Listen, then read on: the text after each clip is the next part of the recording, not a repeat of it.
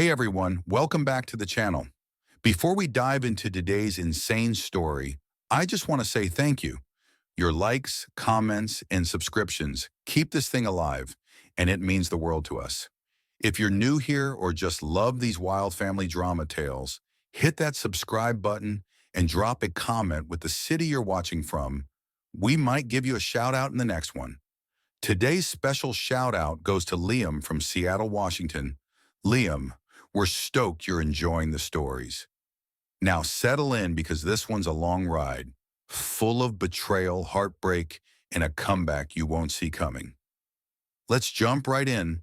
It was a Wednesday night, late, maybe 10 p.m., and I was sprawled out on my lumpy couch, still in my warehouse uniform, steel-toed boots kicked off, grease-stained shirt sticking to my back. I'm Ryan, 28, stuck in the same nowhere town I grew up in. Think rusted pickup trucks, one stoplight, and gossip that spreads faster than wildfire. My apartment's a dump. Pizza boxes piled on the counter, a stack of bills I keep ignoring, and an old acoustic guitar propped in the corner, collecting dust. I'd been meaning to play it again, used to mess with it as a kid, but life's been a grind lately, and I barely had time to breathe. Then my phone buzzed. Mom's name flashed up.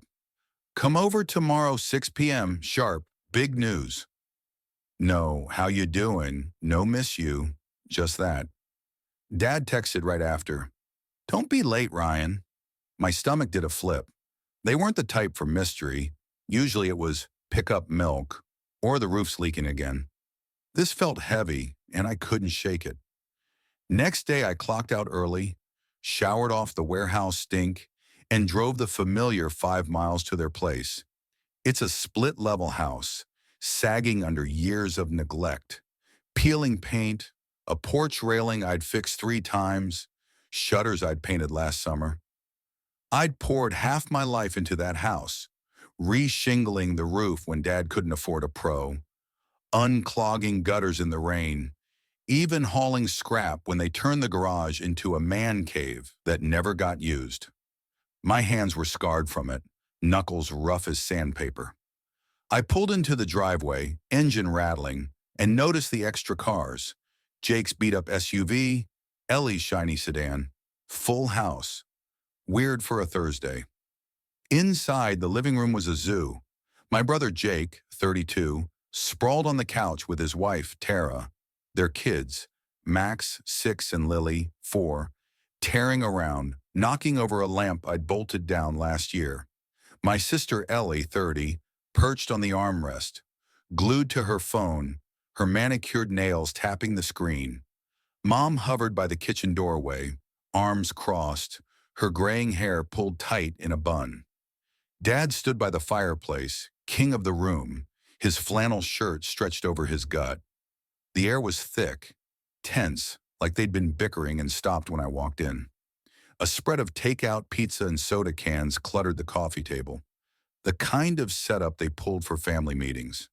My nephews tackled me as I dropped my jacket, and I wrestled them off, grinning despite the weird vibe. Hey, little monsters, I said, ruffling Max's hair. What's the chaos about? Glad you're here, Ryan, Dad said, voice low, no warmth. Mom nodded, her lips a thin line. I sank into a chair, snagging a slice of pepperoni. So what's the big news? I asked, keeping it casual. You finally fixing that leaky faucet or what? Jake smirked, but it didn't reach his eyes. Dad cleared his throat, loud, like he was about to drop a bomb. We're selling the house, he said gravelly. Moving to Florida. Fresh start. Next month. My slice froze halfway to my mouth. Florida? They'd been in this town forever. Dad at the mill till it closed. Mom at the diner since I was in diapers. Whoa, seriously? I said, blinking.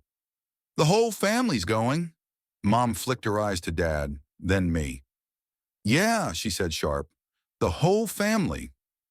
I leaned forward, a jolt of excitement cutting through the shock. Florida, sun, sand, a chance to ditch this dead-end town. I'd been hauling boxes at the warehouse for 6 years, double shifts just to scrape by. That's awesome, I said, grinning. When do we leave? I'll need to quit, pack up my stuff. Dad cut me off, voice like a slap. You don't need to know, Ryan. I froze, pizza slipping from my hand. What? He stepped closer, gray eyes narrowing. You're not coming.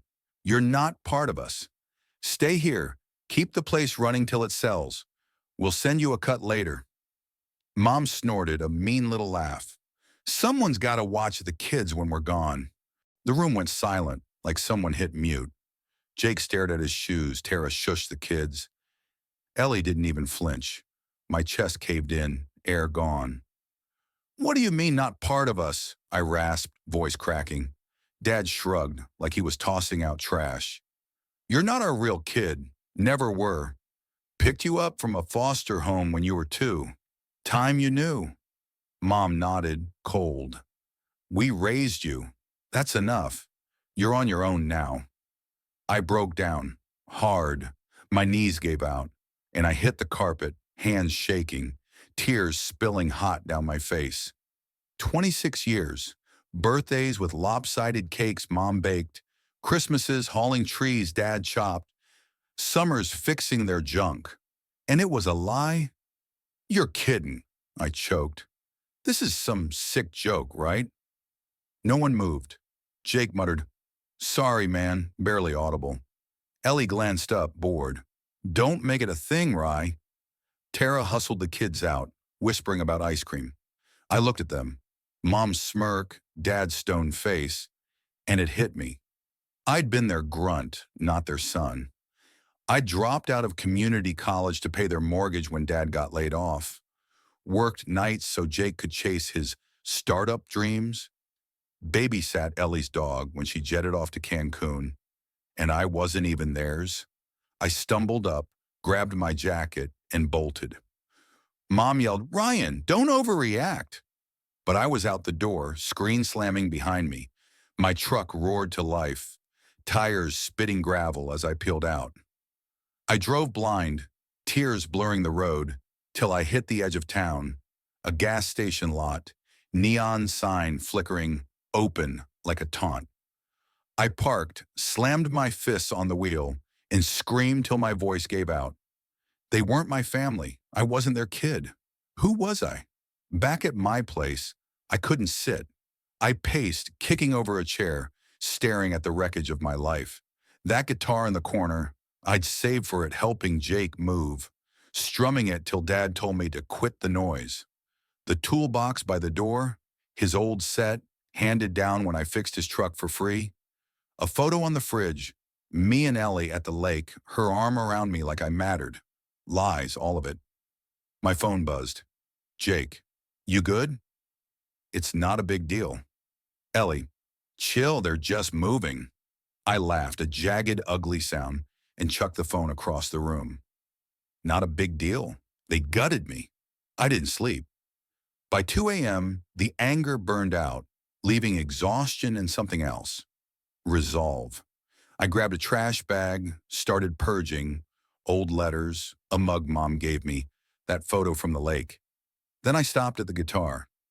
It wasn't theirs, it was mine. I'd wanted to play since I was 12, before I became their errand boy. I picked it up, strummed a rusty chord. It sounded like garbage, but it was a start. By 4 a.m., I'd made up my mind. I wasn't staying in this town, waiting for their scraps. I pulled a duffel from the closet, stuffed it with jeans, a few shirts, my boots, and that guitar. My savings, $800 from overtime, went in my pocket.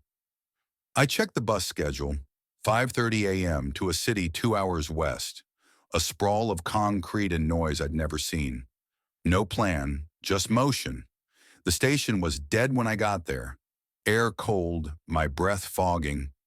I handed over my ticket, boarded a hulking gray bus, and took a seat by the window. As it pulled out, I watched my town fade. Gas station, hardware store, that house I'd patched together, all shrinking into the dark. My chest tightened, like I was abandoning something, but Dad's words looped in my head. You're not part of us. Fine. I'd be part of something else. The bus rumbled on, and I leaned against the glass, jaw clenched, scared but awake. I stepped off at dawn, boots hitting pavement in a city that roared, horns blaring, cranes looming over docks, waves crashing somewhere close. It was alive, messy, nothing like the quiet trap I'd left.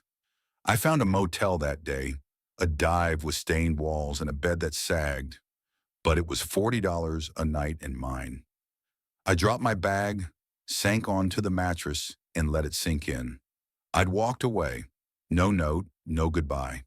They'd figure it out when they needed someone to lock up the house. Next morning, I hit the streets, cash dwindling fast. I landed a gig at a dive bar near the docks, bussing tables, scraping plates for $10 an hour. The owner, Tony, was a grizzled guy with a limp and a cigarette glued to his lip. He didn't care where I'd come from, just told me to keep the floors clean. I'd crash after shifts, guitar on my lap, fumbling chords till my fingers ached. One night, Tony caught me out back, strumming by the dumpster. "You any good?" he asked, exhaling smoke. "Not yet," I said. He shrugged. "Open mics Thursdays. Give it a shot." I didn't sleep, just practiced till my hands bled. Thursday, I stepped up. 5 drunks, a busted mic, my voice cracking through 3 chords. They clapped, sloppy but real.